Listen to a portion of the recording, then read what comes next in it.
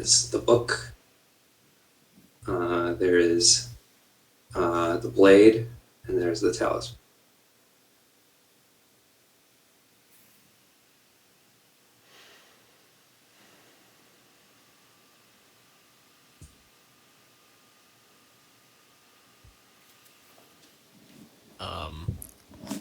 I feel like deferring to Oolon just because I want to see the whole. I want to see what his. What And I will actually send Alex. I'm going to send you the picture that I sent to Daniel. Nobody else saw, except for Daniel's recreation, which was pretty good. Oh, yeah. Oh, the thing from the book. Right. Yeah. To find it first. But yeah, there's the tome, the blade, talisman. And these are gifts if you would like them. All you have to do is choose. Do we have handouts for those so I can No. see all the information we have? Okay. But no handouts, but I'll tell you the book is the book that you have. The blade is the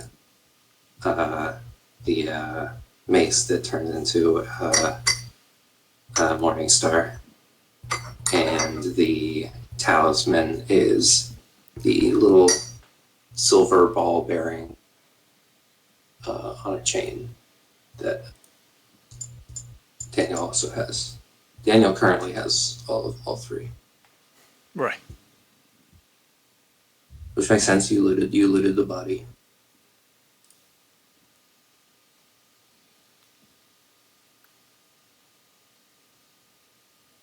Yeah, I mean, I think the book is probably the most interesting to Oolon. Okay. Another one that Daniel's been using the most is the mace. The Morning Star. Yeah. Well, at least to fight with, yeah. The book I started using as just a notebook, but... What was that? The book I started using as like a actual notebook, though. Mm-hmm. You haven't written much in it, though. Right. Oh, you did write. What did you? There. Also, I did make a handout, but nothing's written in it. I don't think. Ah. No, I don't believe we made use of the handout. Yeah, Lydon Star Journal.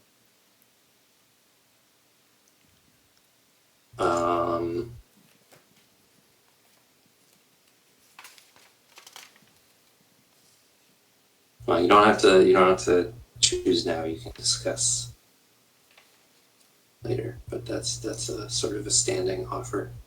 And Oolon, you are able to, if you would like to, if you're studying the book, you can eventually find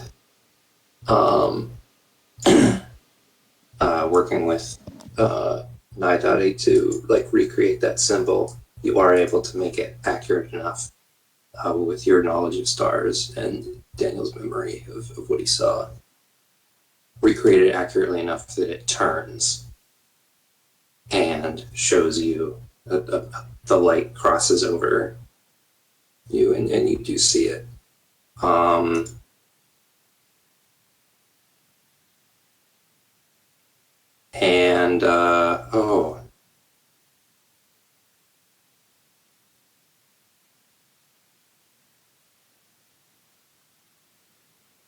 For you, seeing that, you might see a little more. Is there a kind of check you would like to make to, because you attempted this before when you were not directly seeing the beam of light, but you did try to read into the light a bit. Right. Now you're looking directly at it, and it's looking at you. don't remember what kind of check you made for that. I don't remember either. I think investigation would make sense. I think insight would make sense. Yeah, I'll do insight.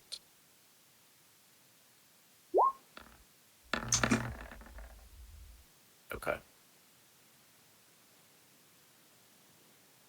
You feel this like crackle of you for a long time been when you're in open sunlight, you can feel the light on your face.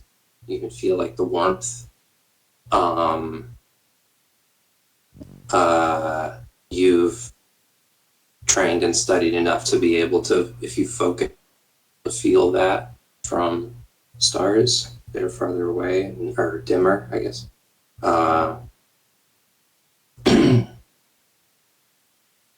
And you can feel it and confirm that this is for sure starlight coming to you as if you were on the surface looking at the sky.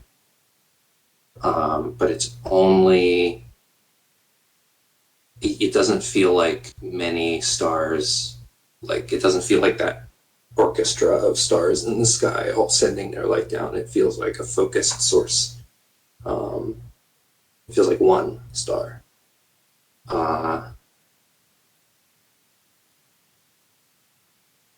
And I don't know which star.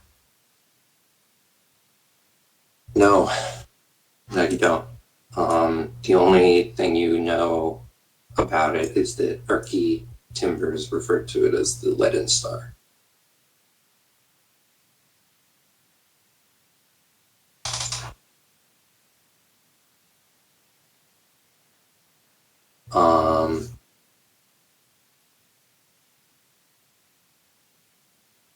That's with what you have right now.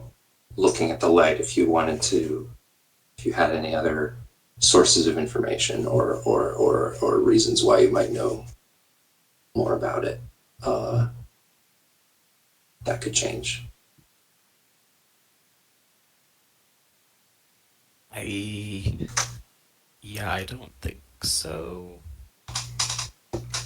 It's the only star, right? It's not like part of a constellation.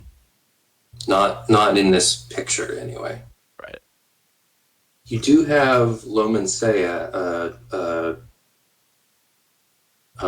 Sean requested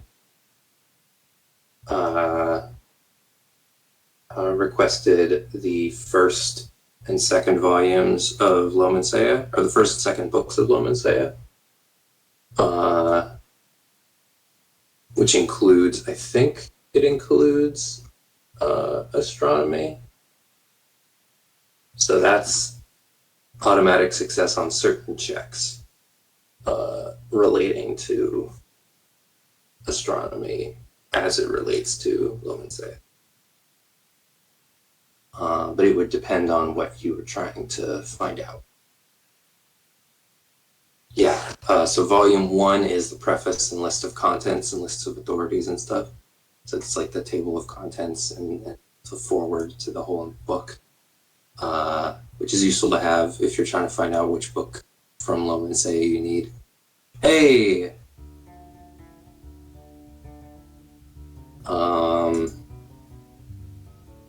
And the second one is astronomy, meteorology, and cosmography.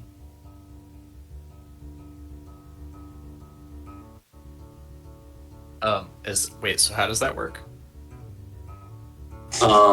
Depending on the check, if it's something that would be in Lomansea, which is an ancient, sprawling work of academia, depending on the check, it's if you make a, I wrote down rules for it. Oh, I wrote it down in the library handout. Yeah, it's for your library. When you make a D20 knowledge check that relates directly to the subject of a book you are reading in your library, any roll below 10 becomes a 10 on the die, 10 on the die, so still plus whatever you add to it. Research in your library with books that you have basically can't fail. Okay. if it relates directly to the book. Can I also use guidance on Yes. myself? Yeah. Anytime you're not like in initiative, you can usually use, because it's just an action to. If it's initiative or if it's a long term, like a downtime activity that takes multiple days or something, then guidance I feel like shouldn't really apply. But this is one check for one attempted thing, so guidance absolutely works. Yeah, and it combines with it. Mhm. Okay. Yeah, okay, so I can do both of those things at once, but I don't know exactly what... I'll tell you what else combines with it. Help action. Yeah. Okay, really stacking on buffs here. You have a library. I mean, what am I going to do? If you stock your library, you can use it. So what do you need from me? I have to like ask a specific... That's up to you. Okay. I mean, it's you doing research, so you just tell me what your... I mean, it can be vague or it can be concrete. I might have a direct answer or I might not, but... Well, obviously I want to like find a reference to the Leaden Star. Mm-hmm. If I can just find a entry about that, that's pretty ideal. Mm-hmm. But barring that, I guess I want to know if it's part of a constellation that I'm aware of, and then what the significance of that constellation is. Mm-hmm. I don't know. I don't know enough about astrology in real life to guess what kind of significance it could have in the game. I don't really either. I don't know enough about astrology or astronomy. Yeah. Ooh, the Perseid meteor shower is happening right now. I know that. Ooh. Yeah. I tried to see it last night, and I could not see anything. So what kind of... I would guess that would probably be an investigation check or a straight intelligence. I think history or arcana would also make sense. Let's see. I think I'm bad at all of those. The situation where I do miss the very complicated skill system of 3.5 or something, where you have like knowledge, astronomy, knowledge, history.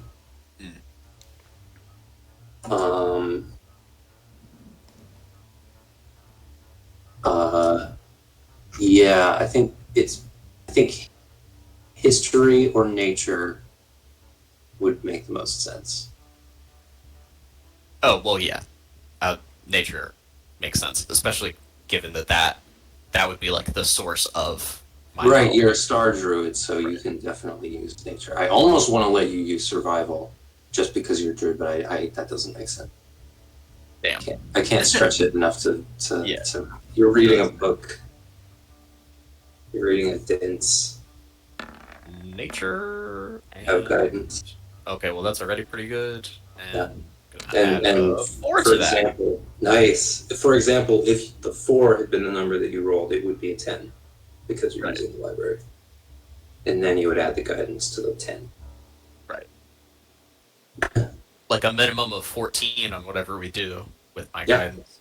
But okay, 18. That's pretty solid. 18. That is very solid.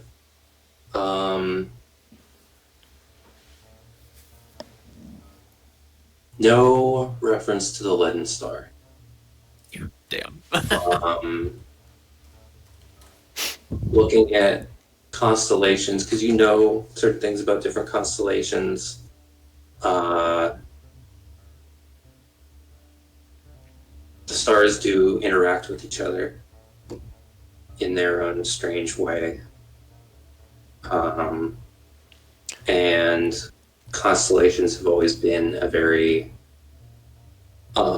it's a very, very old way of connecting stars and like studying their relationships to each other. And there's different thoughts about how accurate that is to the way that the stars actually interact. but it's sort of the best metric that anyone has really ever had.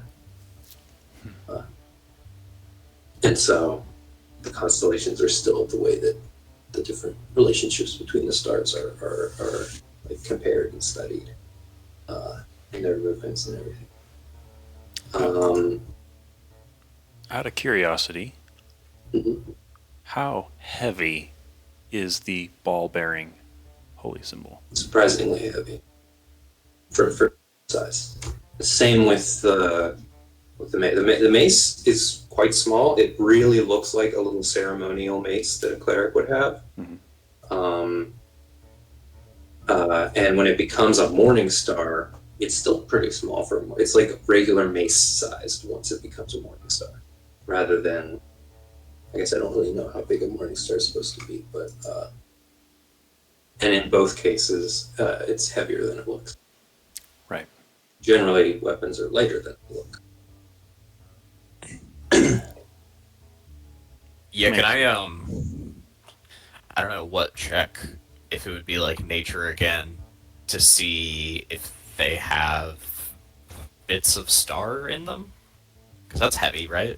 Yes, you can definitely do that. I'm trying to think what else you would learn from the book, though, because I want to give you, definitely, you got to get something with an 18.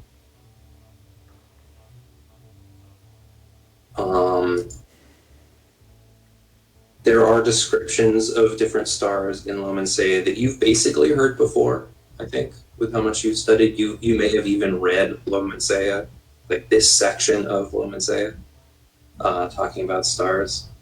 And so there's some like big personality stars, like stars that have been anthropomorphized and that have a lot of stuff written about them. There's a couple, like think of the North Star or something that symbolize a lot of things. A lot of people draw magic from them. And there's a couple of those stars, and none of them, all of those stars, you have also studied the light of those stars. And there's something very fundamentally different about the leaden star. It doesn't shine like the others do.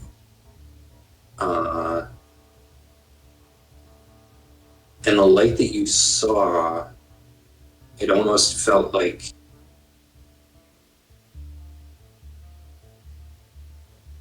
it felt kind of like when you have used a spell. I don't think you have any of these spells, but when something like See Invisibility or even True Seeing has been cast so that one can see more qualities of light and then studies the stars, it almost feels like that, where there's light that you shouldn't have been able to see is made visible before it reaches you. That's kind of what the light of the leaden star felt like. It felt kind of like the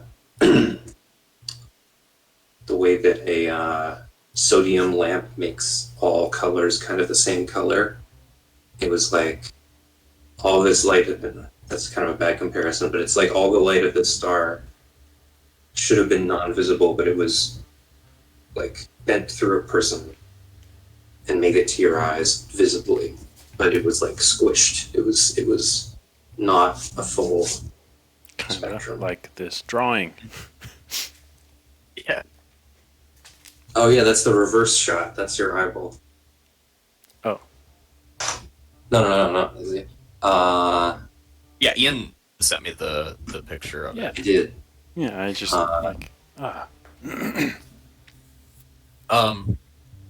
Is it? I mean, I And guess by the way, you Alex, aren't gonna directly when it- answer me, but it is rotates it a black horizontal. hole? Is it a black hole? Good question. I don't know if everyone knows what it is. I'll say that was also Daniel's guess. I mean, It's a second guess.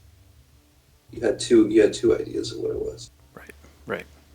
That's still my guess. I don't know if black holes are common knowledge among rangers and If it definitely not among rangers. I'm trying to think if Oolon Right. would know, because Oolon's an astronomer. Right. Yeah, I mean, I'm pretty sure in real life, you can't see black holes You can't. with the naked eye. Or, I think you need necessarily. I think you need extra sensory, infrared information Well, you can to see a black see, hole. maybe. I know that you can see them based on the way they affect things around them. Right. You can see where stuff isn't and guess where the Right. black hole is. And you can see stuff behind a black hole because the light bends around it. Right. But that just makes it more invisible. So I think you probably don't know what a black hole is. Okay. Out of character, though, the light is coming to you. It is putting out. It's reaching out. I guess a black hole can do that. But it's more just it'll fling stuff around it. It does feel like this thing is reaching out and sending things outward.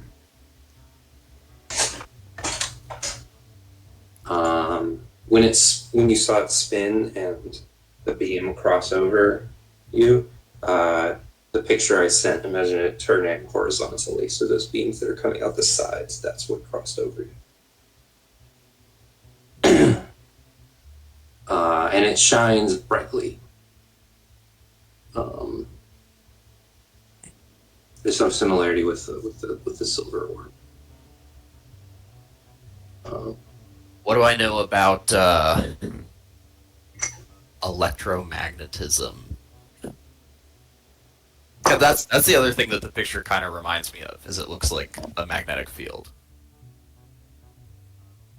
I think you would know more than most. Are magnets a thing here? Magnets are a thing. Like just plain old lodestones and Yeah. dropping it in the dirt and seeing the iron filings in the dirt. Sucked Yeah, out in yeah, that form. That I would guess make probably sense. often what it would be called. Yeah. Alchemists use magnetism a lot and have studied it. Right. Probably not super well understood. And also, there's other forces at work, not just magnetism. Not just real world magnetism. But,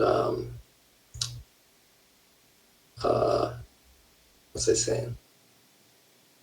I think you probably don't understand electromagnetism, Oolon, because of your intelligence score and because you studied as a druid.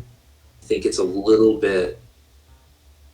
I think a lot of the stuff that you know more about this stuff than most, but there is definitely a difference in the way that you learn things to how Gildebran learned things, where there's less proper names of things that you would know, and you maybe have more of a feeling for the way energy moves and that kind of thing, rather than actually being able to see this object and recall all of its traits.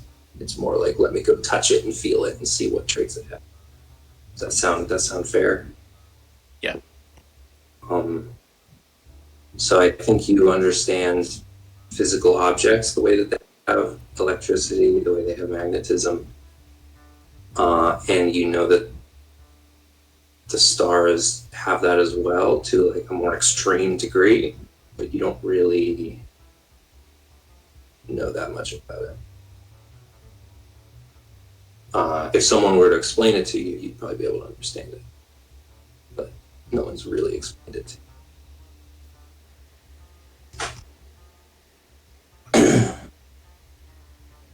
But you do for sure, you have, you know now more than you knew before that this is probably your best bet at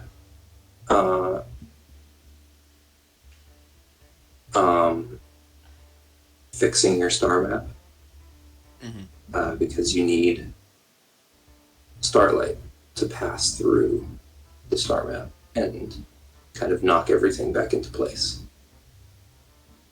I think we talked about the way it works a little bit is that you can shine a light through it and it'll project stars, or you can look into it like Galadriel's mirror and just kind of see things in it, see the stars in it. But it maintains, it like stays in sync with celestial bodies because it has that star material inside of it. That's another question you asked that I didn't answer.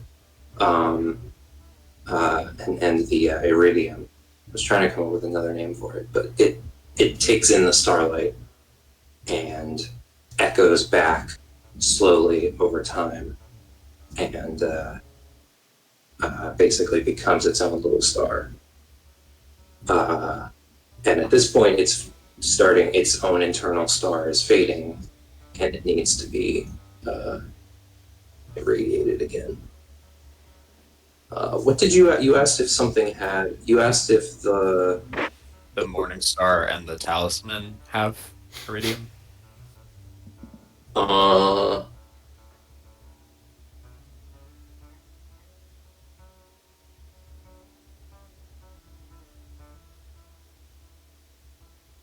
pull them both out in case you want to check for them. They aren't currently ringing with starlight. They don't have a. They're not ringing. They're not like. If they do have iridium in there, it's not activated. You could potentially tell if there is some in there, but you would need. I mean, you're not proficient in like alchemy tools or anything, right? Jeweler's kit.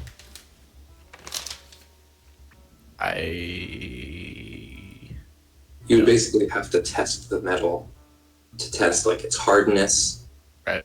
Test like its sensitivity to acids or whatever. You would have to get out a geology kit and test it that way, which isn't really your strong suit. You can tell that it's not activated iridium. So it might be iridium, but it's definitely not activated. Right. Okay. Correct. You did mention last time that there is an elevator to the surface. Yeah. That is something that happened. Was that last session? You know, it's like, I think so. what the heck? There's an elevator to the surface? Could it be that we could just take the elevator with these The one who items mentioned it was and just be like, it's nighttime. Have at it, universe. And recharge them in like actual open, real starlight. if you were able to get to the surface, then absolutely, like going out, taking it out at nighttime. That's how you always used to do it. Yeah, the Great Lift of Carragweir. You've heard a bit about Carragweir. It's kind of on the other side of Mezagrot. Definitely reachable. Oh yeah, you did ask Gildebran how to get there, I think. Because I remember him saying the quickest way would be to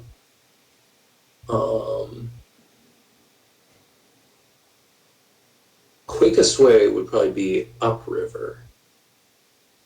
The way that you came in. I think it would be marginal, like the difference in time going upriver or downriver. But in either case, once you leave Drippling Delve, follow the old road, connect with the old road, follow it until it meets Orosir, a larger river, and then follow Orosir until you see the light over the plains, and follow that until you reach the great plain that's before Carragweir. There's got fields of grain, and way on the other side, there's a gleaming golden star at the top of a tower, and that's in Carragweir. And so on the other side of the plains, you can get to this walled city, and at the heart of the city, there's a lift, which is mostly for cargo, but people do go up and down, of course. So you can pay your way on, or talk your way on. So it would be a journey, but it's entirely possible. Yeah, how long of a journey is that? Haven't made the map of Mesograt yet, but I'm thinking more than a week. Okay. All right. Maybe about a week. Are they friendly? If we were to go there, would we be sneaking around Karagwir, or would we be able to just walk in and say, hey, we're from Drippling Delve? You haven't heard anything about Karagwir being especially hostile. What kind of check would be like to identify the reputations and stereotypes of a culture that you've only lived among for a year? Probably insight. That makes sense. You could both make an insight.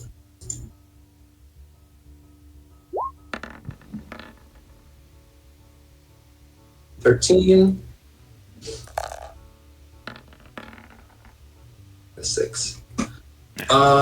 There's like a reputation for like grouchiness, and especially Karagwir not necessarily the dwarf. It's mostly a dwarven city, but people from all around Mesograt go there. It doesn't seem like very many non-dwarves from the surface go to Karagwir, but people throughout the Underdark go there. The city definitely has a reputation for like, it's a tough place to live. You really have to work hard to make a living there, and it's not especially rewarding. But it has a reputation, almost paradoxically, of like, it has a reputation of like a beacon of light in the darkness of Mesograt, and there's a lot of terrible places down, and people. There's like songs about traveling the old road to get to Karagwir and make a new life there. So there's a lot of different things, different conflicting feelings people have about Karagwir. It doesn't seem like a hostile place, like a violent place.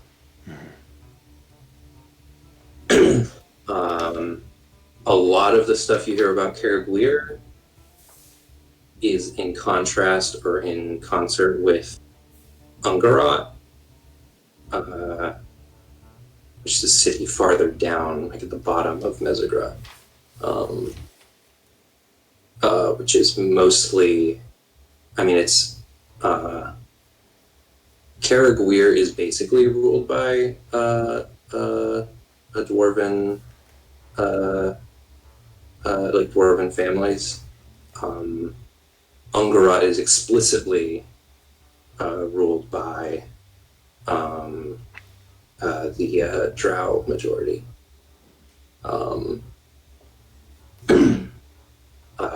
And maybe not the most that you hear about Ungarat, but the first thing you heard about Ungarat is that it's the slave capital of Mesograt.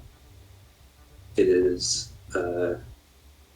since that you've heard things about Ungarat being a beautiful place, being like the pinnacle of like certain magical sciences and studies. And you've heard people say it's a great place to live.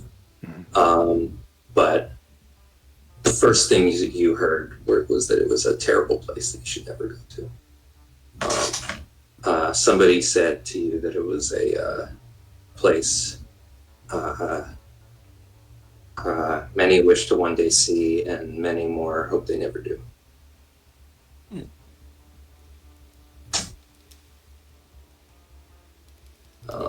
And I think learning Karagwir, you also know that there's a long history of people fleeing Ungarat and arriving at Karagwir.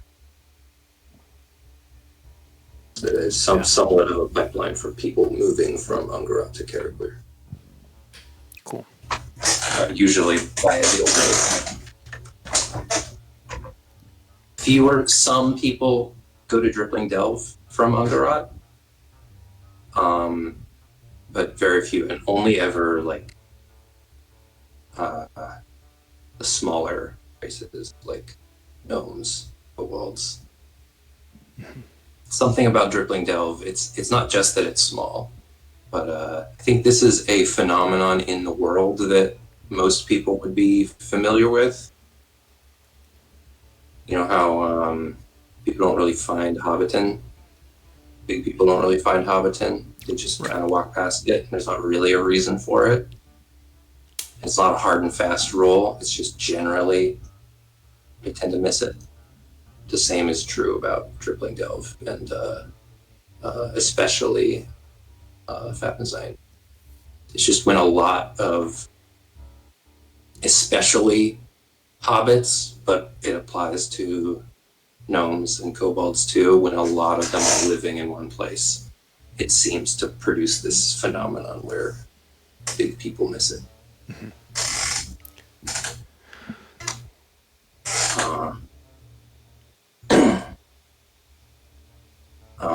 But yeah, you also might want to pass some of this information on to Malthar, because Malthar was trying to track down the origin of wood in Favennozionir and where that came from. Big elevator that's known for moving large amounts of valuable materials. That's definitely a possibility. Yeah. If I think of anything else that you would learn from studying Lomansay about the Leaden Star, I'll let you know. Cool. Are you guys sleeping at the same time? Are you guys like... I would imagine so. Only because we're in the same place, there's really no danger. No need to keep... But are you on a schedule where you sleep at the same time? Oh. Because you mentioned that you might have some kind of sleeping schedule to keep that.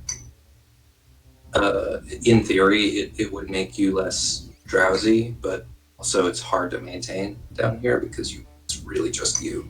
There's no outward stimulus reinforcing your circadian rhythm, unless you make it. Right. I think what I said before about that is that probably Oolon matched his sleeping schedule to Gil's if he was working with Gil, and then you know what? Working with Gildebran does have a sleeping schedule. He does have a day-night cycle, and in the tower, at certain hours, the lights dim. And you could possibly recreate that effect in the Jeff house. That would be a project to replace the lights or change the lights. That's different. I mean, you can do some of it manually by just throwing a cloth over the fire in the bedroom. Again, the bedroom is one of 2 rooms in the house that's brightly lit.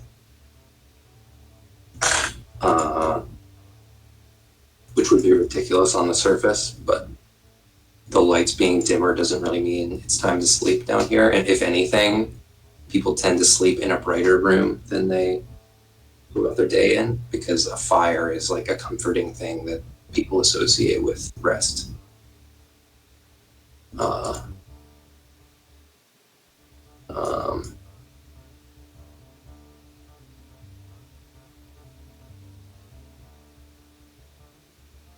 You also have a note by the front door that the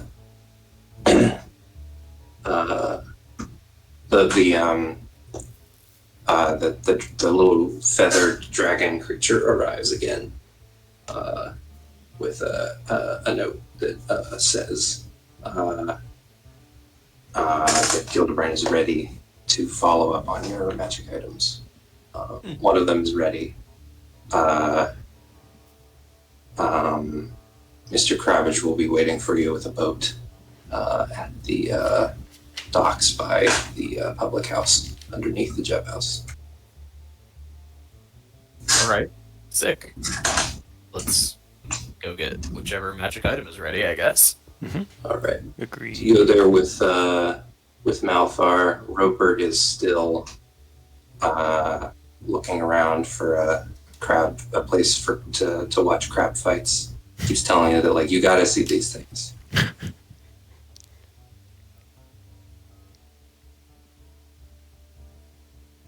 Wasn't Malthar Now, going off with this glowering thing as well? Oh, hold on. Don't scroll around. I want to test something. Okay.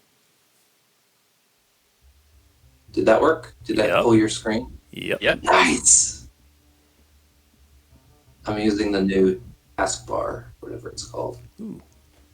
It's really good. It seems. I mean, way that better. shortcut's always been there. It's been like shift Oh. right click. I have no idea. All right, let me remove Ropert and the mushroom.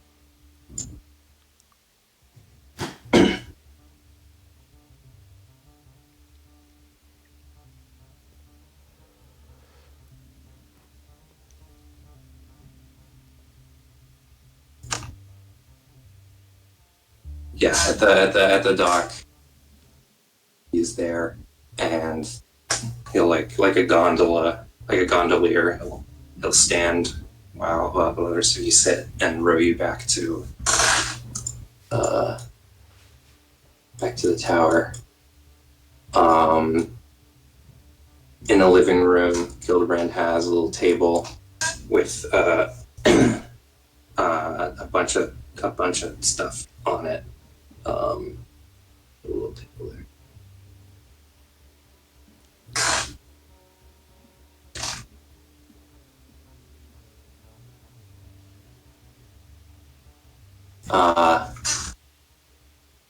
First, he gets out some heavy leather goggles that have what looks like coins over the eyes. With the blast shield down, I can't sword fight. Never mind. What? With the blast shield down, it's really hard to sword fight.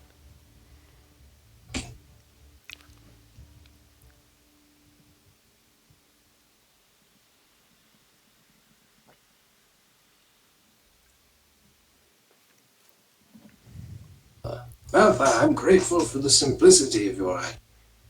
It's the only one I was able to finish so far. Don't let the opaque lenses fool you. Visibility is surprisingly clear. And Malthar puts it on and lowers it to his eyes. And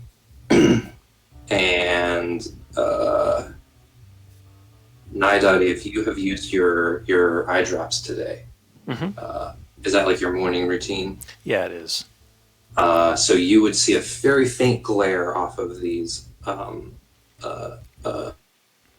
electrum discs that are over Malthar's eyes, except for where the slits are that he's seeing through, that look like if you lock eyes with another creature that has dark vision. The whole disc is shining, and it's shining a little more brightly than dark vision.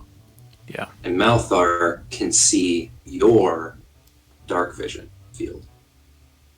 He can, like in Dishonored, when you use the dark vision ability, and you can see the cones of vision that everyone has. It's a little bit like that.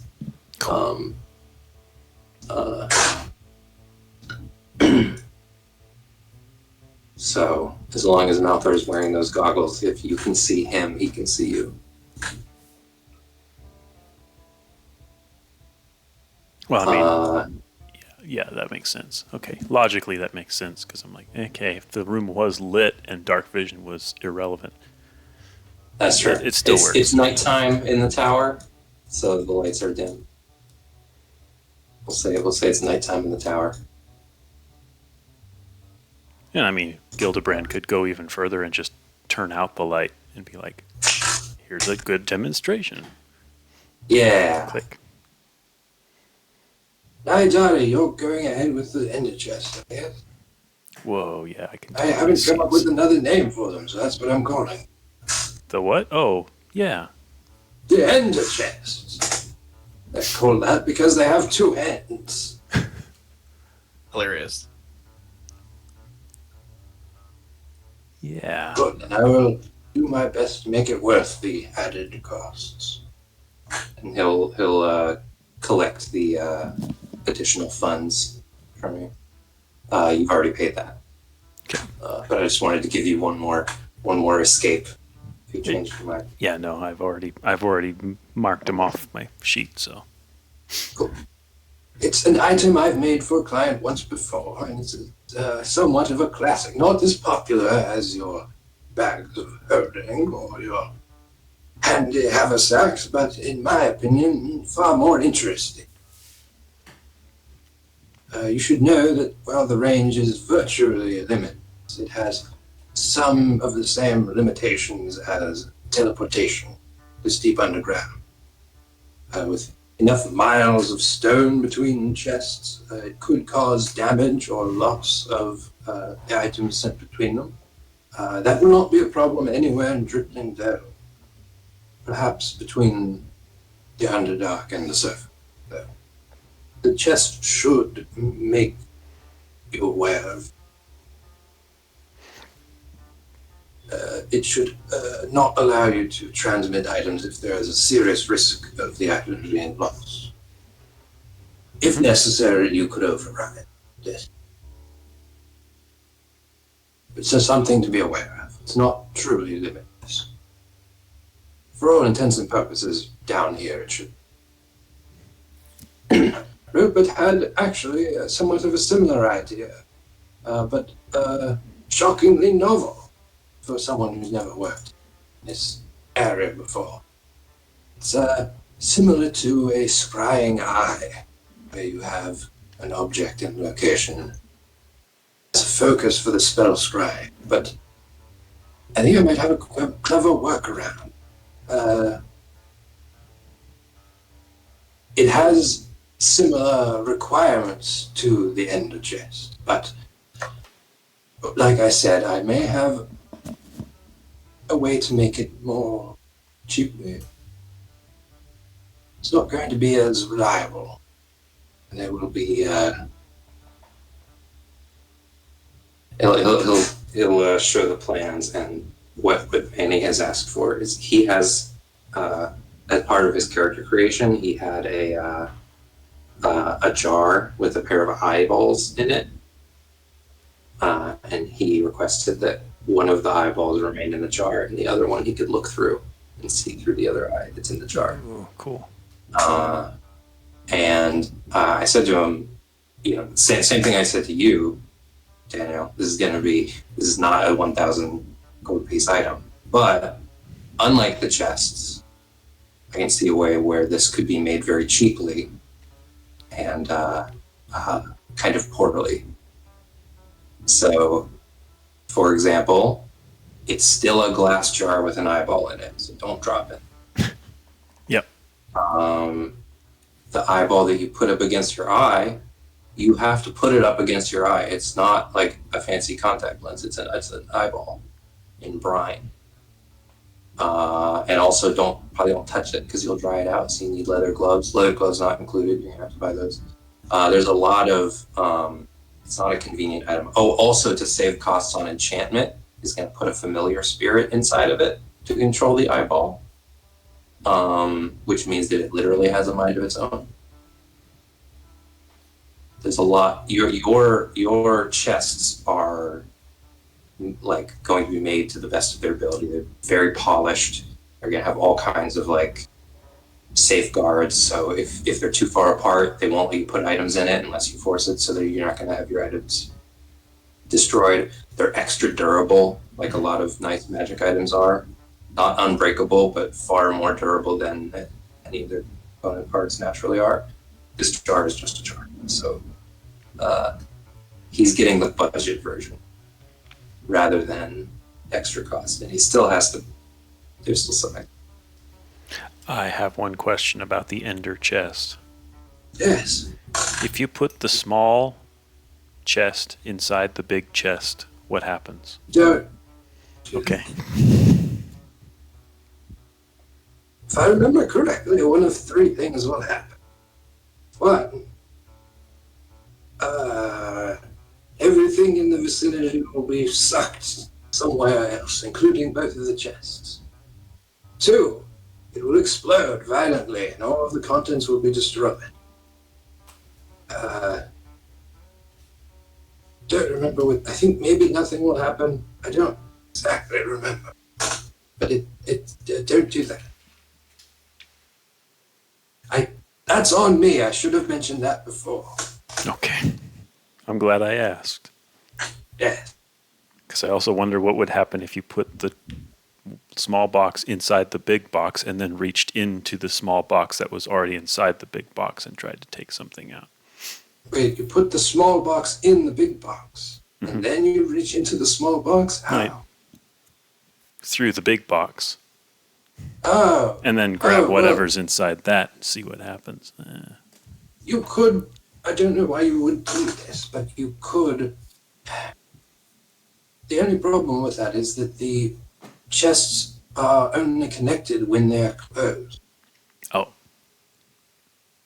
Yeah. Okay. So there's not really anything to reach through. Now, I've never tested this, but it did occur to me that one could shrink down and get inside of one of the chests, and then you could close the chest. I do not recommend this because there's no way to open the chests from the inside. There's also no air in there. It's not hospitable in the least. This is technically possible. You wouldn't be able to open the chest from the inside, but you would be able to shift which direction the items are moving. Because, the way that the chest works is that if you put things in a little chest and close it, it'll move to the big chest. Or on the inner lid, you open it up, you can adjust which direction items are going so that you're out in a dungeon, close the chest, open it up again, and there's something in it that used to be in the big chest. The maximum, you could fit something huge in the big chest, but if it's not a maximum of 1 foot by 1 foot by 1 foot, it won't be able to travel to the small chest. Oolon, we have discussed your item rather a lot over the last. Now that you've had some time to think, will you allow me to take a sample of your star map? Yeah. I have the tools right here, the fire right behind me. Doesn't have to leave your sight. Oh, and I suppose, looking at everybody else, if you have anything else you are hoping to find, I do not simply give out fortunes. Seeing as you are in my home, it feels only hospitable to offer.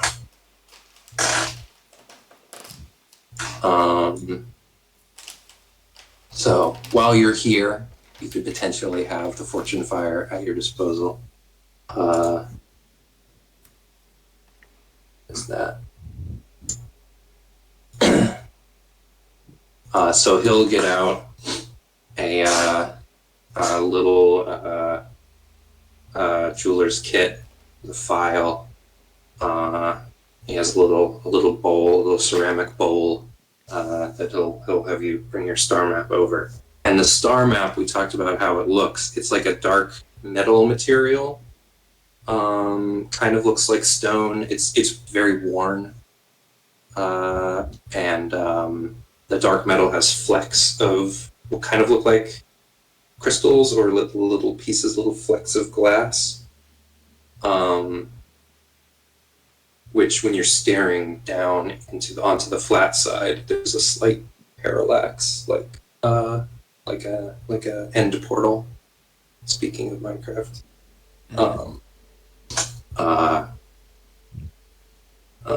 where is it?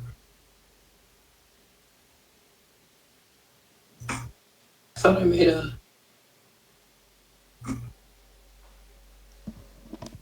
There it is.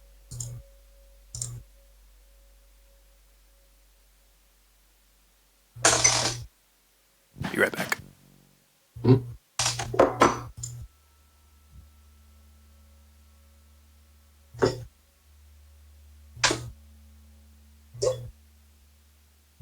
And have you given any thought to the runes? That looks Yeah. like this. Whoa! Quite, I think probably a lot like that. Bigger. It is And obsidian. the designs on the inside are far more abstract. It looks like a slab of rock that had a cross-section taken out of it. But then, on looking more closely, all the little flecks look a lot like stars, and they kind of move like they're farther away, deeper, like you're looking down into a pool. Yeah, then it's I not don't like this, need- because this is just an Aztec carving. You can faintly hear like Gildebran and Oolon speaking in hushed voices to each other. I don't need them now, but if we're going to progress, we need them later. You Yeah. don't have to, but just understand you're going to hit a wall, Phil, this item. I won't make you show me anything you don't want me to, but I'll remind you, my reputation as foremost vizier in Mesogrot is in my ability to keep other people's secrets. Right. Yeah. Oh, that reminds me, Malthar, did you bring my mail? And Malthar looks like, takes out some mail that he has on him. Gildebran stuffs it away. Did you see in the chat the thing about, yeah. Yeah.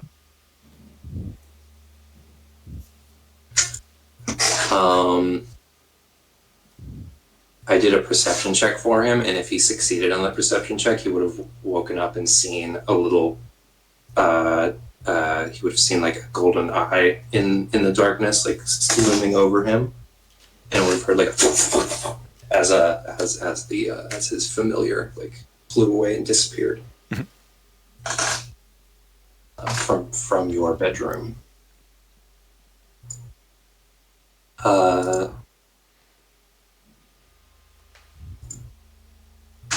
All right. He has you hold the star map, and he holds it too, and over this ceramic bowl, and he gets out a file. He starts over the edge. Oh. Dumps out what fell into the bowl.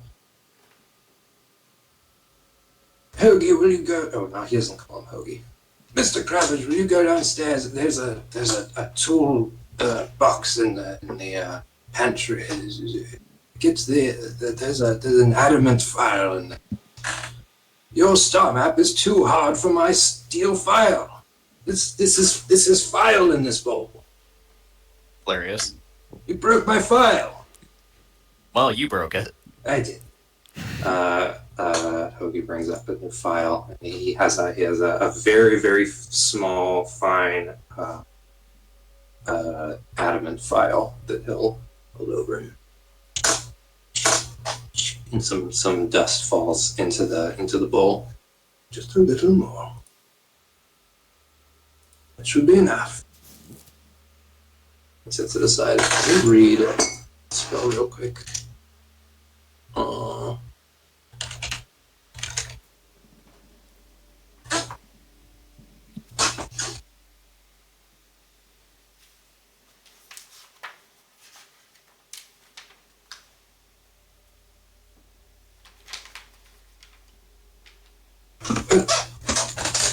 If you're ready, we could cast a spell using this. My first thought was to ask questions with Commune or Augury, which opponent, at least with Commune, could increase the accuracy, but it seems like somewhat of a waste. My second thought was, of course, locate object, which the Fortune Fire would greatly extend the range. But it's still limited in the range. So if it is not within Drippling Delve, or closest parts of Greater Mesogrot, it will not be found. So my other suggestion is legend lore. which may not tell you the exact location of any large deposits of iridium, but it will tell you a great deal more. It will generally, when you cast legend lore, it is you get a story, things people have told about the item. Fortune Fire tends to grant vision rather than stories. So you'll often get a vision of some important events relating to the item being consumed. I think that will give us the most information. May not be quite as relevant as locate object. But again, locate object is a gamble, because if there's none within range, it will not be found. Even with the Fortune Fire, the range is quite small. Most of Dripping Delve will be covered, and Greater Mesogrod up until the River Orosia, which is sort of down the middle. So it's up to you. It's, of course, your star map that's been shaved. It's possible I could do more than one, but I would have to take another sample. Yeah, I think we'll do legend lore. Especially if that's what he suggests. Makes sense. Yeah, I kind of like It's that what too. would grant the most information. Again, perhaps not the most relevant, but it will tell us something where detect or locate object. It's possible it will tell us nothing. It's also possible that locate object will tell you exactly what you need to know, where legend lore likely will not.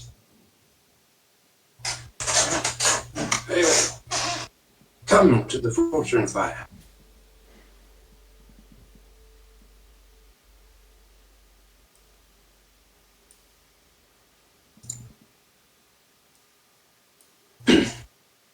Oh, Malthar, could we borrow those goggles?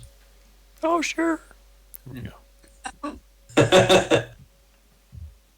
Oolon, these might help you, actually.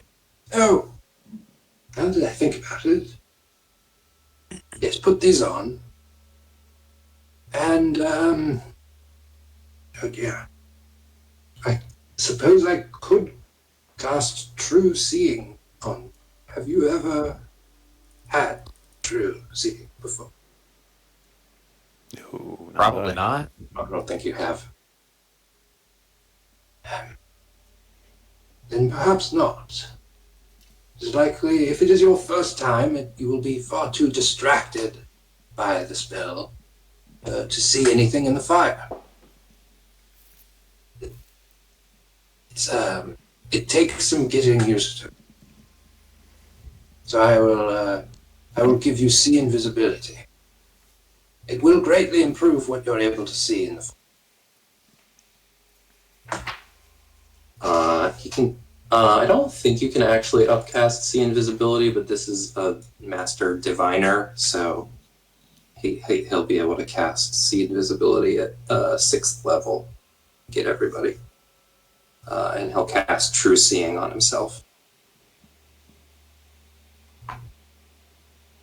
We'll stand back here. Oh, you may want to stand back a little.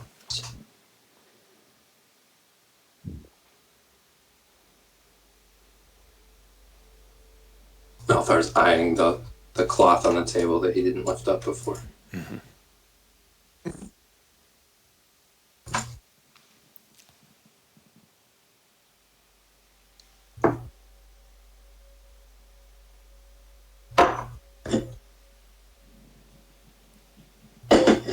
Yes, the Fortune Fire. And he'll do this, and the little embers at the bottom of the fire will brighten.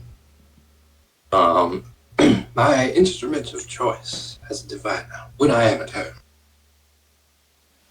Bones or cards will do in a pinch, but for the big stuff, you want a greater divination. It's not quite right to call the fire a focus, I suppose. A crystal ball or a magic mirror, they add power and control to the spells being cast, more so than a typical arcane focus, power and control. But some even cast the spells themselves. The fire, however, is more of a catalyst. You may think of the spell as an arrow, and these array of powders, he has these jars full of different reactive elements. You can think of these powders as oiled cloth wrapped around an arrow. The fire consumes it as it flies and improves it. It does not add control. The spell may spread farther than one intends, or it may simply blow out a strong wind. You could say it has a mind of its own, figuratively. I have always preferred the fire to a crystal ball or magic mirror. More specialized, and less reliable, but far more powerful. At least in the hands of one who can control it. I think some druids use something like the Fortune Fire. It's a very old type of divination focus. It makes sense. It seems like the more natural one, too. Mm-hmm.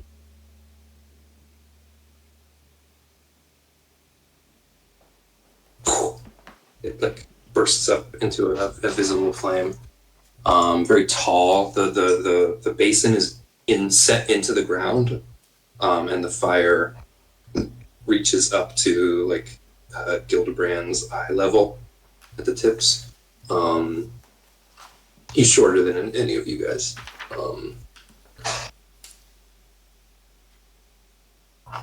He has the bowl of iridium powder. He'll come over to here and examine some of these pots. He'll grab a little pinch of this, a little pinch of that, and he'll come over here and grab a little box that he slides open a drawer of and pulls out some ivory strips. And from another drawer, he gets some fine incense, and he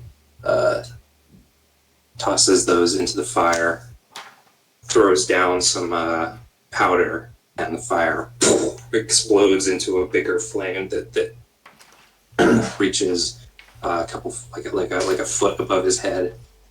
He'll come back and start casting the spell for legend lore. And then at the end, he'll throw in the powdered iridium.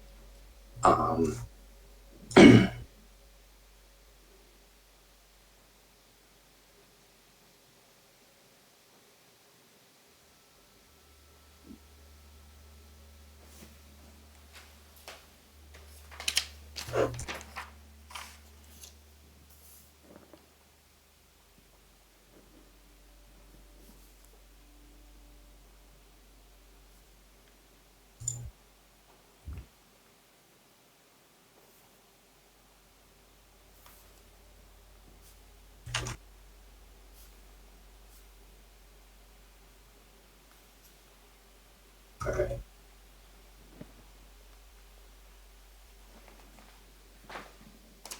When he throws in the powder, the fire instantly reacts.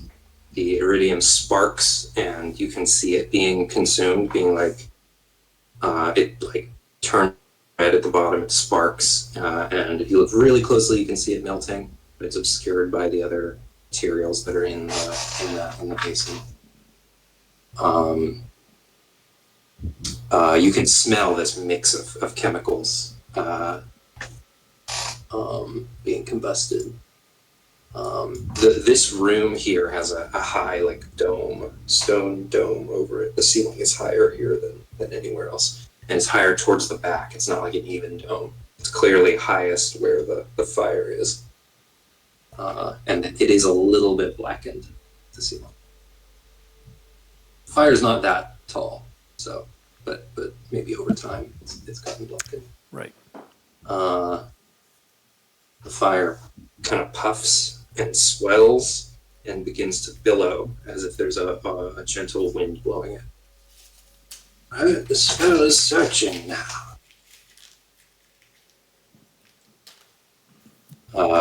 Gildebran steadies the fire with his hands.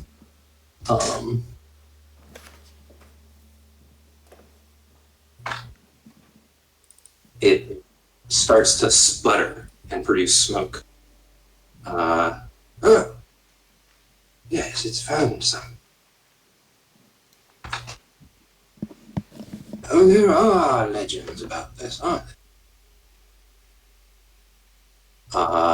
It sputters, like, and then shrinks down, and then shrinks down, and it's very small now. Oh, no.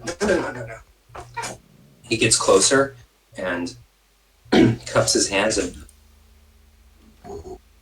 and the fire kind of builds up a little bit. It looked like it was about to go out. It stabilizes but remains very small. Maybe we're a little too close. Not you. And he stands back and spreads his arm wide and kind of tilts his head up. And the fire slowly starts to grow again. Grows wider and taller. And different colors start to appear. Now it looks a little bit more like what Oolon has seen from divination fires before. You can see colors in the fire: greens, browns, blues. Where are we now? You can see shapes dancing in the flames. Animals, maybe? Plants? They're like dancing like people dancing on fire. You see, like, they almost look like four-legged animals standing on their back legs. And there's like waving things like plants, which you haven't seen in a while. If this is a place that you're seeing, it looks much more like a place on the surface. Little change in perspective. I think we were too close, if you understand what I mean. Sometimes you need to step back. But I'm not sure we'll be able to see anything from here. He kind of stops, and he's just looking at the fire. You notice now that it's starting to get brighter. Brighter. And it's steadily, but with increased quickness, it is becoming brighter and brighter. Not bigger, not like hotter or fiercer, but it's getting brighter until it's white. And it's starting to hurt your eyes, and even Gildebran like kind of shields his eyes a little bit. Do you? Only as much as I need to, I guess. Yes, I I think I'm do. pretty desperate to see something. All right. Make a Constitution saving throw.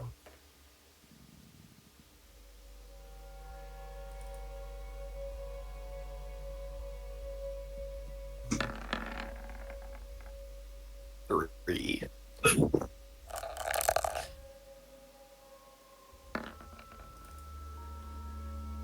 All right, Naidaadi. You are okay. That's good. Oolon, you are blinded. Oh my god. What would you Not like to ideal. do? Yeah.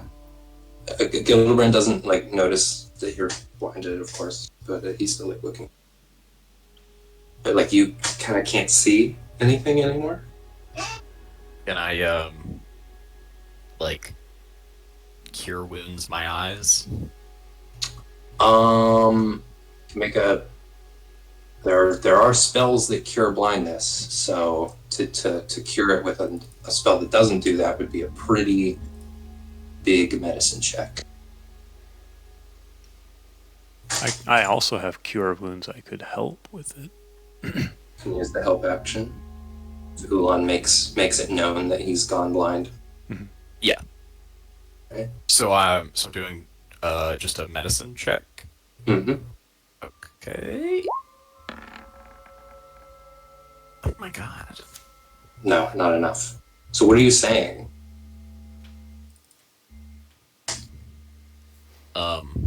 I don't know. I'm asking Gil if he can help me not be blind anymore, I guess. Oh, God, go downstairs to the medicine. For the eyes. Hoagie will run downstairs to try and he goes to the spell component closet to try and find a potion of lesser restoration.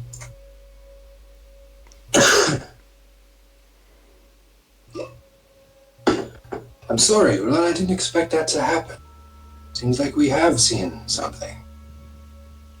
I haven't. Oh, yes. I'll describe it as best I can. Okay. I'm not able to see very much right now either. The whole room it feels like sunlight. You're feeling the heat. Oolon, you're also feeling the heat on your face. Not from the like radiant heat of the fire, but from light, like sunlight hitting your face. And Naidaadi, you're feeling it too. There's just this bright white light coming from the fire. I don't know what this means. What do you see? I'm not looking at it. It's too bright. But you've got the true sight thing. Look anywhere else. What do you see? I can see through my hand. I can tell you it's very bright. Okay. Helpful. This is not normal.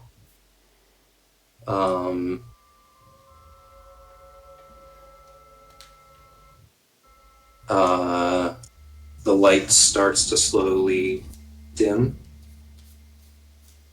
And it dimmed. Like when it got brighter, it was like it slowly started getting brighter, and then it like got way too bright. Now it is just very slowly fading. And he does kind of peek. What on earth is that? And Naidaadi, you can see in the fire, the fire is very, very big now. At some point when it was too bright to look at, it did get bigger. And it's kind of like billowing slowly. And it's like licking the top of the ceiling. But it's moving in slow motion. All of the little shapes that are dancing in the fire kind of look up. Like they're not dancing anymore, they're looking. And then they slowly start dancing again. As this it's still very, very bright. It's hard to look at, but it's starting to fade. But all the shapes are like, they seem to notice this bright light, and then they go back to dancing around the fire.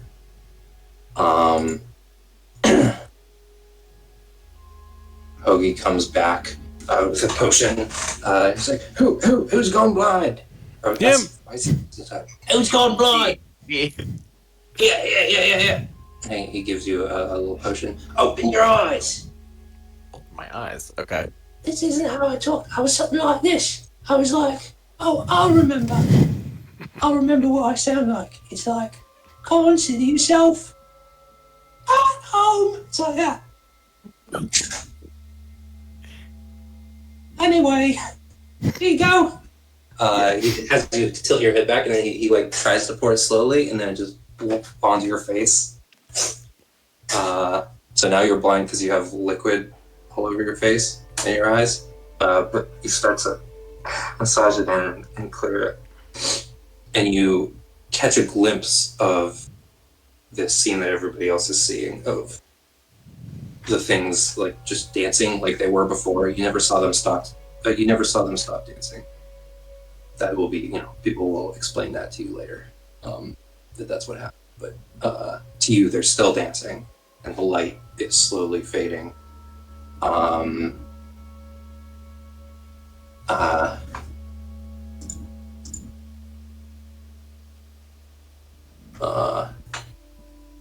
He's looking deeper. I see.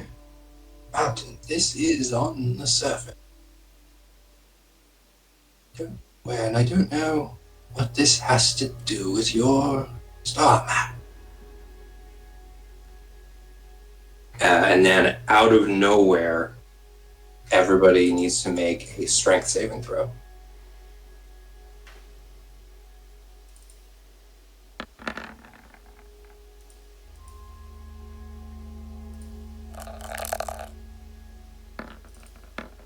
Nice. Cool.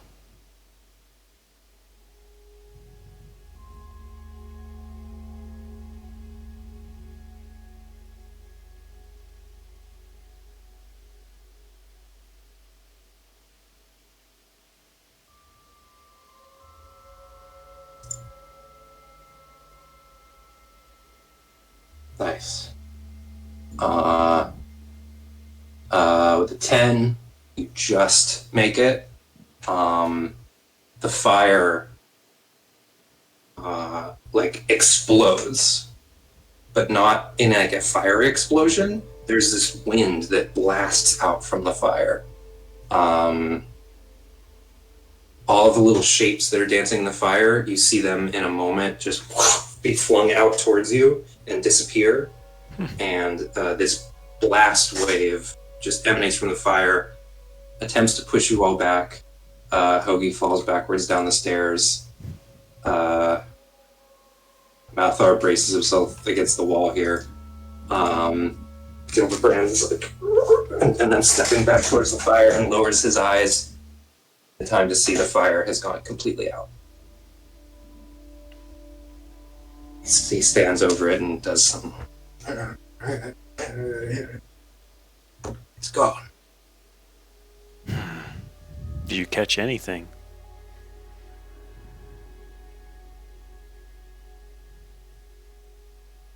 I have ideas. I need to think about this. All right. There was a lot more than I expected. Your star map has some history.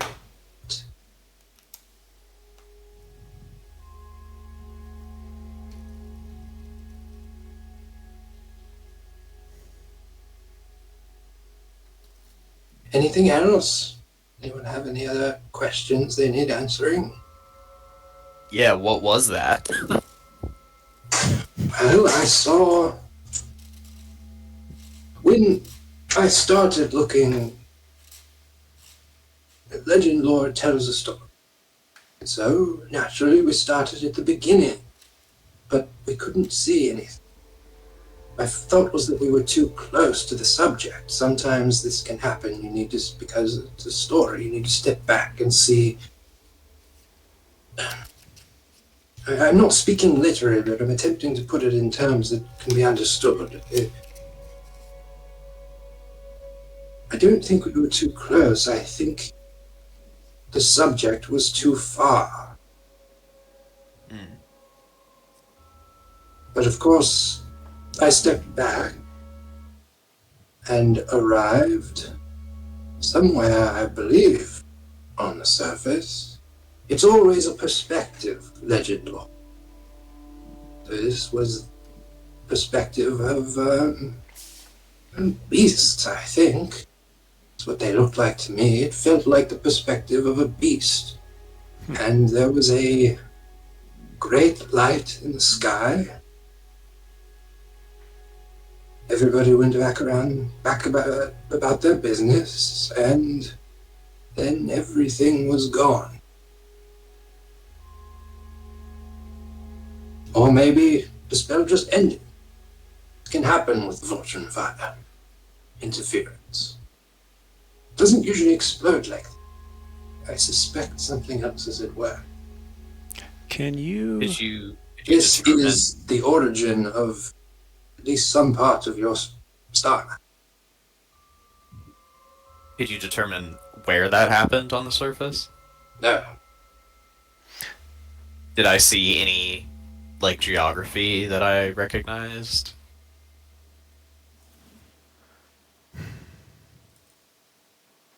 I have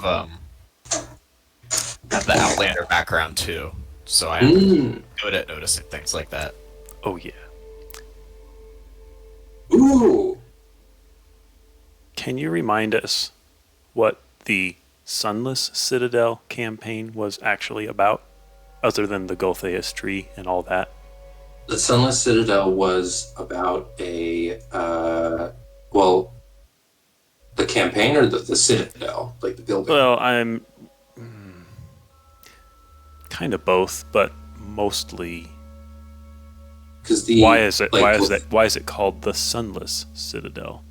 Right. Well, it was a draconic temple that was sunk into the ground to like destroy it. It was a chasm opened beneath it, and it sunk into the ground. Got it.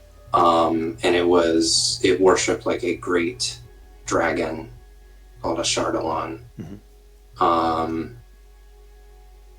But you also are thinking about like the history of dragons when you're thinking about that. And it's not the first time where dragons have had that there's a long history of dragon cults and dragons being struck down by forces from the sky.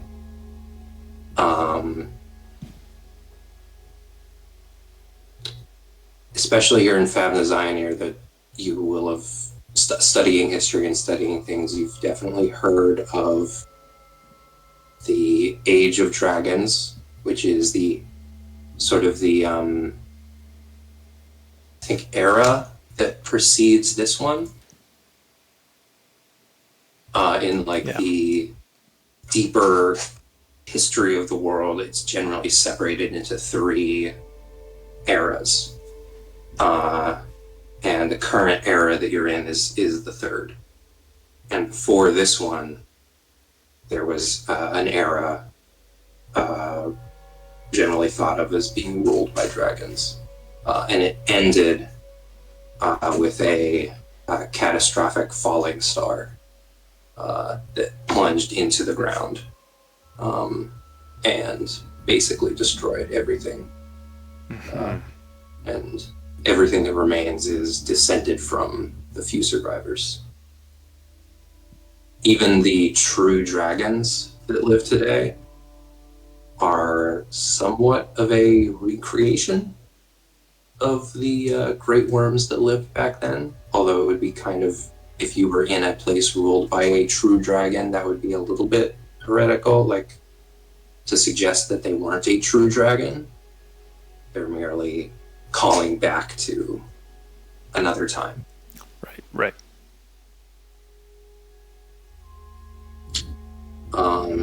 So yeah, you bring up the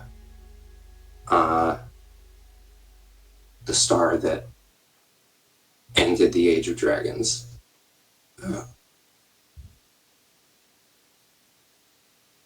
That actually reminds me. He goes over to his bookshelf and he's looking around. No, it's not here. One moment. He goes upstairs, goes to his little bedside library and comes down with a book that's just a collection of letters between a circle of wizards in history, like basically pen pal wizards that ended up being very significant historically, but these are just their personal letters between each other that contain a lot of information that they never published. Yes, one of these wizards, an astrologer, had a theory that about iridium. Now, at the time, it was not distinguished from platinum. It was just seen as a platinum metal that had the starlight in it. It rang, as you described. And so it was only seen as illuminated platinum. But now, of course, we understand that it's a different substance entirely, and it can ring or it cannot ring, and in either case, it's different from platinum. But his idea for the source of all of this activated platinum, and he actually proposed that it may be a different material. His idea was that all of this platinum came from the destruction of the dragon. All of it was from one singular source, and it was spread across the world and throughout Mesagrot even, merely by the force of this explosion. There's not really been any evidence for this, and so no one's really followed up. He wasn't even confident enough to bring up the matter outside of private letters. We're quite lucky that this survived, but if that is true, it could explain the vision that we've seen. Maybe the reason why we couldn't see anything at first is because the iridium was not on this Earth. We had to step back and see where it arrived.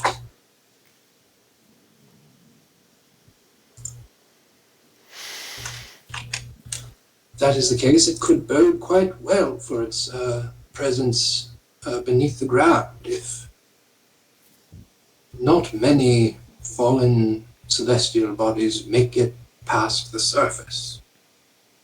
One that large, I'm afraid we don't know where it landed. It's the issue. But I would like to know. Me too. Me 3.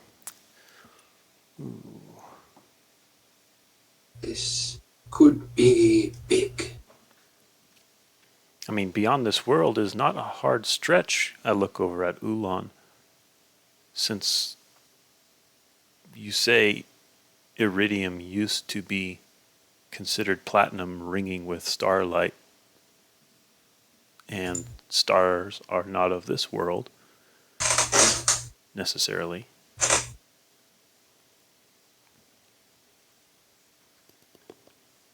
Do you have some of these books that we can read?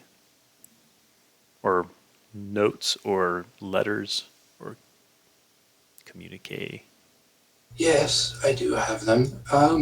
I also would very much like to go over them, so if it would work, you may study here with me for a time. This is not a standing offer. You're not going to be coming into my tower willy-nilly and reading all of my books, but I am very curious about this matter in particular. So I would appreciate a little bit of help.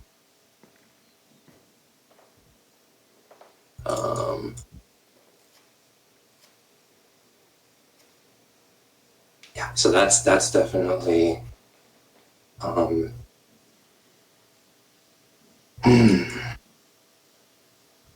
suppose I should bring up then. I imagine you've read my letters then. Perhaps. I hope you don't take offense when I say that I was not surprised to see certain things going missing. When I hired delvers out of guild, I expected you would take a little bit more than you were contracted. I won't say it's okay, but it was certainly expected. I'm not going to reprimand you. I still back up to this shelf and quietly push his damage spell book onto, from behind myself, just block it. He did take back the spell book. Oh. He for sure didn't let you walk out of the tower with the spell book. Well, I know he took away his cloak. Maybe if you hadn't mentioned it to him, you might have been able to do a stealth check to get it out of there. But right. You mentioned it. He took. And he's basically repaired it. So I'm not going to reprimand you, but information, as I said to Oolon, is of particular value to me, and other people's secrets I cannot let slip. You're quite lucky I don't steal it back from your memory. Mm. However, now that you know, and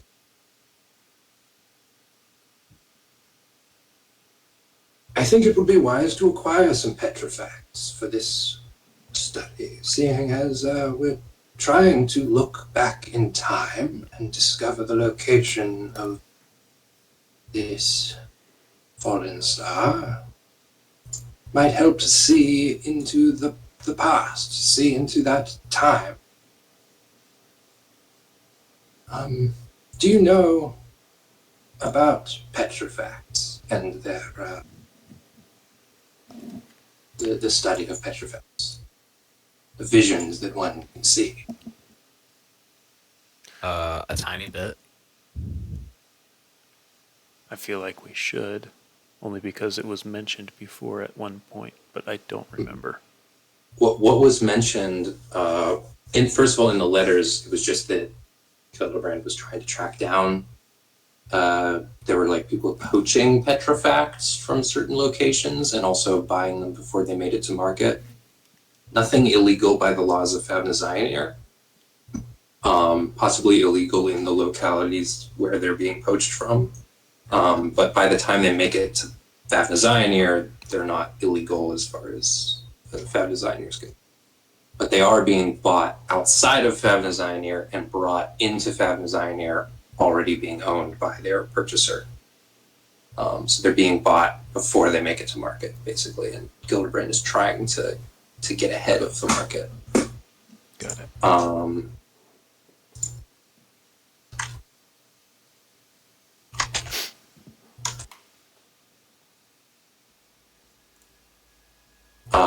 And then, after doing a little bit more research, Malthar was able to find that petrifact is another word for fossil, basically. And they are... Actually, I think Oolon would know a little bit more... No. I don't think he would. Oolon and Naidaadi, your understanding of a fossil, of a petrifact, is that it is a design in the stone that resembles like an animal or a plant or something.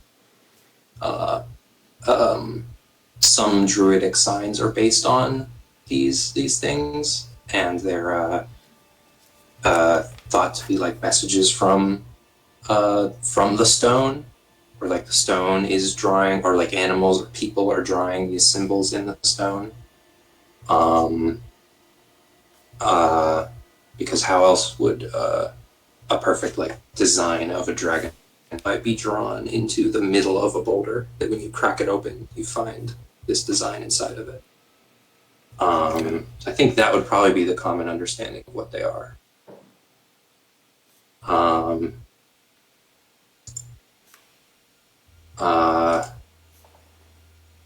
Malthar discovered that here in Drippling Delve, there's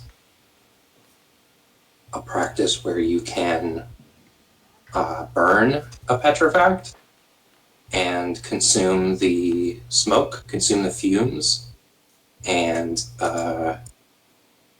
there's different effects. What was it called?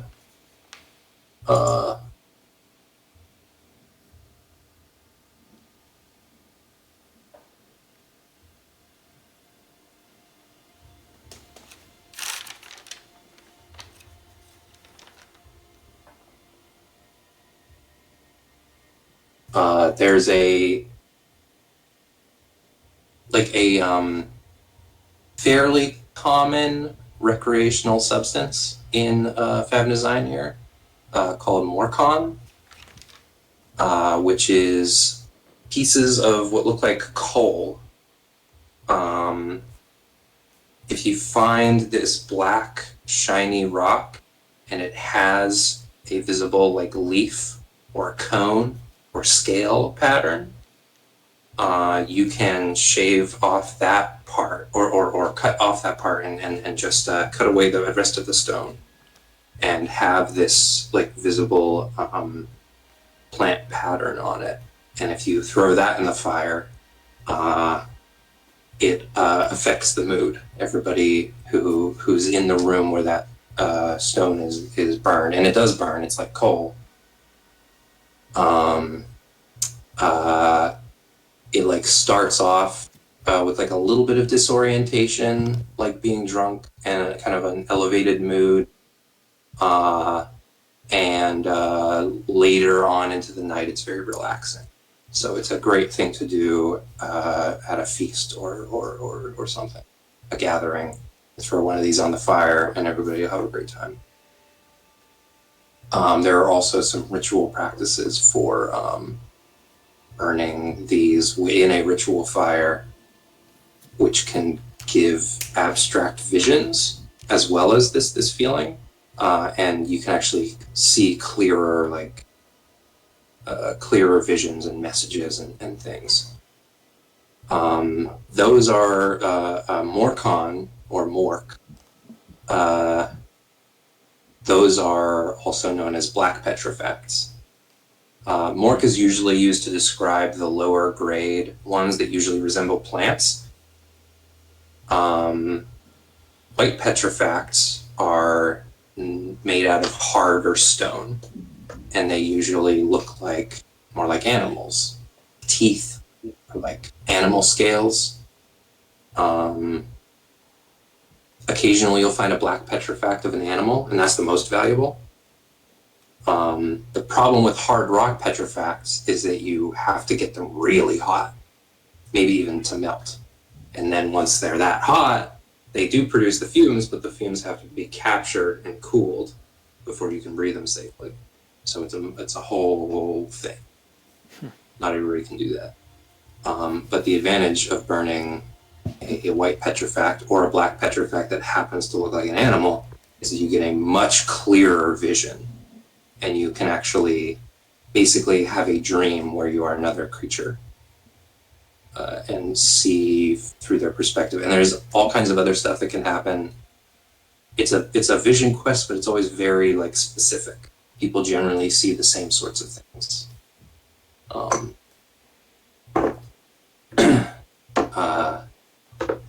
So if we can find the right petrifacts, we may be able to see. The thing about them is that these petrifacts are not mere symbols in the ground. These are beings from another time, which have been preserved. And through a ritual fire, through consuming the smoke, you can see their lives from their perspective as they lived it.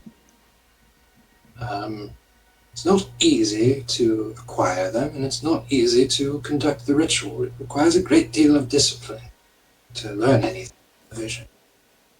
I have done it a few times.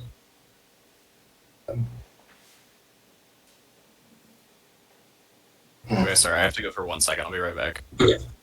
Right, it's almost 5 as well. Yeah, I can stay for a little bit longer, but Okay. go to.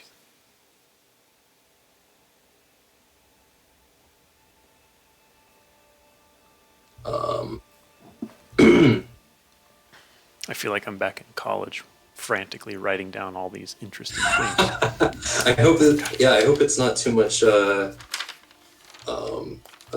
too much exposition. Four full pages so far. My hope with like giving you this much information is that you can, like, I could give you a little bit of information and then like lead you to the important parts. But kind of what I'm trying to do is I want to give you enough information that you can do what you want with it and tell me what you want to do. Right. And have the have it so that you can have the tools to make with it what you want, rather than me having all the information and just leading you to the important parts. Got it. I like it. Because I was thinking earlier, it's like, oh, this is a perfect opportunity to like, could this happen? Or if I come up with ideas, or is this absolutely, a valid please. outcome of a? Yeah. But if you have that impulse, please bring it up because it might work. Let's go to Karagwir and turn the elevator into a rocket ship and go to another planet. Whoa. I'm sure Karagwir would appreciate that. Hey, we'll come back.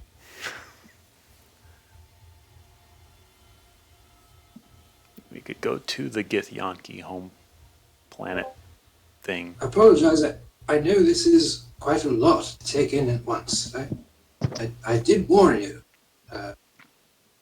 Oolon, I know you're somewhat of a scholar yourself, but so you may know this already, but the pursuit of knowledge never ends, and it is not as rewarding as you hope it. Not in the way that you hope it. There are answers out there. If you look, you can find answers to your questions, but more often than not, you will come back with more questions than you had before. And this will repeat itself forever. If you truly want to know the truth, you have to get used to half-truths. Making do that. You have to get used to not knowing.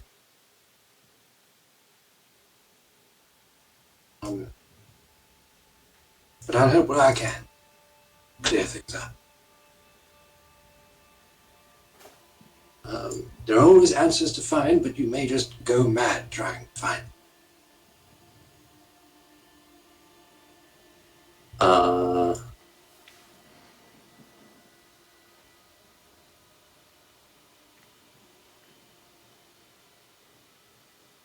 Any questions?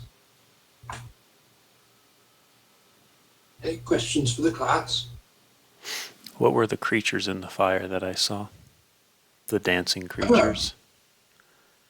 Yes, right. You know, like a little sketches. I'm on top of things today. Normally, I have this book. He gets a book off the shelf and sketches his best attempt at the animals that he saw. I encourage you to do this as well. Not in real life, obviously. You didn't see that. Although I'm not going to tell you not to draw things.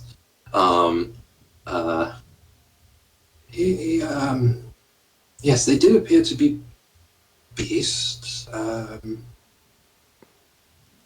The fire likes to you'll often see things dancing around fire. It's not necessarily because anyone was dancing in the vision that we saw. It's rather the hand of the creator of the spell. And the fortune fire is, in a sense, a spell, a very old spell. When you there are certain spells that make decisions, you know. There's spells that are tasked with finding things or making things, and they do so beyond the capability of what a mere machine could do. They make decisions. They seem to think. Have you ever felt that? That a spell almost felt as though it had a mind of its own, that it was a thinking thing. Have you ever felt that about a spell? Well, No. It's very likely that it... Okay, well... But I wouldn't discount it. Certain high-level spells, it's more common that a spell is required within its incantation to make decision. Like when you ask questions of an inanimate object, and the object answers you, such that it could not have done without the aid of the spell. In these cases, it is not that the spell is thinking for itself, but again, rather it is the hand of the creator of the spell. It can be seen in its incantation. A mind made it, and so in a way, it doesn't have a mind of its own, but it was made by a thinking, sapient mind. And so it carries with it some of that intelligence. The fortune fire does the same. You see things dancing around the fire, not because they danced in their time, but because those who made the fire, that is how they expressed themselves, and how they... This is a very old spell, and it is traditionally guided with the aid of the body. It still is. When you see me emoting with the somatic components of the spell, it's not very different. So don't be distracted by the fact that they were dancing. But there was a point that they stopped dancing Yes. and stared at the I ceiling. did see that as well. Was that odd? They were aware of what was happening. It was that the beasts were there, and they were going about their day, I believe, dancing in the vision that we were shown, but this may be representative of their, whatever they want to do, eating, sleeping.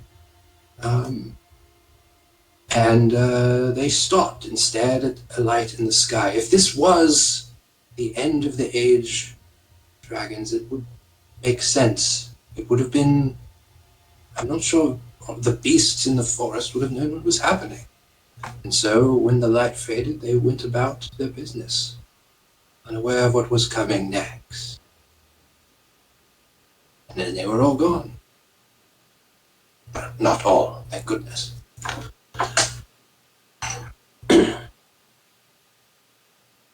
Maybe if we had a slightly different perspective, we would have seen a dragon or something. All we saw was beasts. I will attempt to draw these beasts and find out what they were. Maybe we can source the relevant petrefacts. I have much to think about. If you would like to leave the tower and leave me to my business, Mr. Crabbage will show you out. I will call you back when I have some more information to share. Mm-hmm. Your items are in the works.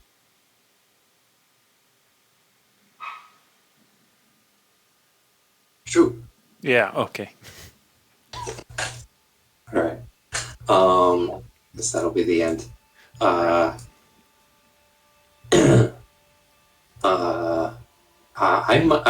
I'll either make handouts or I'll just draw pictures of the animals. Naidaadi, you did a natural 20 history check. Yes. You for sure saw some of the animals with that, and I'll show you what they were. Okay. I don't think you recognize any of the scenery, any of the geography. I think it was very foreign to you. I think pointedly with a natural 20, it did not look recognizable at all. It looked like, on Earth somewhere, but nowhere you've ever been. Okay. Blue sky, clouds. Oh, blue sky. But I think... Oh, so the picture I just sent in the text chat wasn't anything like it then.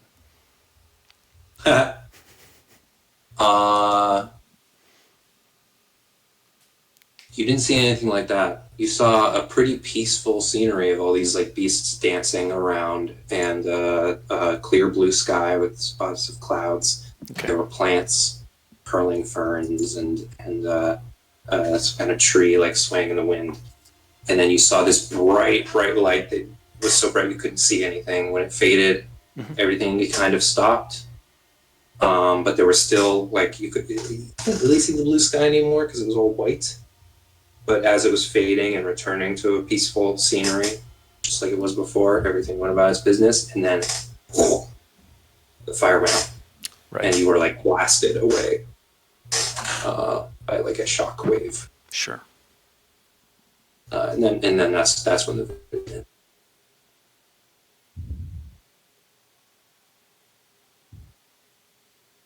All right, you guys have been learning a lot. I just said this to Daniel, but the reason why I'm giving you so much exposition and information is I'm not exactly leading you down a path. I'm trying to give you enough information that you can make your own path. Rather than me keeping my secrets and having the information to lead you where I want you to go, I'm experimenting with just giving you the information and seeing what you do with it. So it's really up to you to figure out what this all means. Like I said before, like Gildebran said to you, it does mean something. You may go mad to find it. Oh, yeah. Yeah. I mean, See you later. yeah. Have a good one. Bye.